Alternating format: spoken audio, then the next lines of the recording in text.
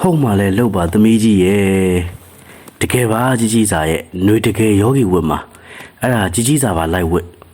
ဟာမဝတ်ပါဘူးညီရော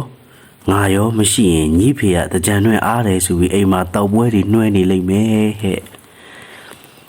ရှုကြီးကြီးဖေးချင်းပြန်လာပြီ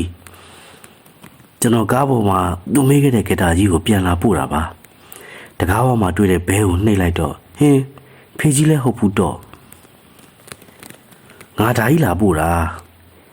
ဟုတ်သားပဲမင်းညကလေးကဖုံးဆက်ပြောမလို့ခက်တာဖုံးတော့မှလည်းမသိဘူးလေငါမှလည်းဖုံးမရှိပါဘူးလမ်းထိပ်မှာတော့ရှိတယ်ခေါ်ခိုင်းရမှာပေါ့အဲ့ဒါပြီးလေငါလေကျွန်တော်စကားမဆုံးခင်မှာပဲအိမ်ထဲကအန်တီကြီးကလှမ်းခေါ်တယ်ဟဲ့သမီးကြီးဧည့်သည်ကိုအိမ်ထဲခေါ်ပါဘာညာပေါ့အဲ့ဒါနဲ့ပဲကျွန်တော်လဲသူ့ကြီးကြီးစာနဲ့လဲခင်ခွင့်ရခဲ့တယ်ရုံးသွားနေတဲ့သူ့ဖေရဲ့တပ်ပုံခန့်ခန့်ကြီးကိုလည်းတွေ့ခဲ့ရတယ်။သူ့အမေကဗာဂျီးနီးယားမှာတက်နေတယ်ဆိုတာတော့သိခဲ့ရတယ်။ပြီးကြတော့ကော်ဖီတစ်ခွက်လည်းတောက်ခဲ့ရတယ်။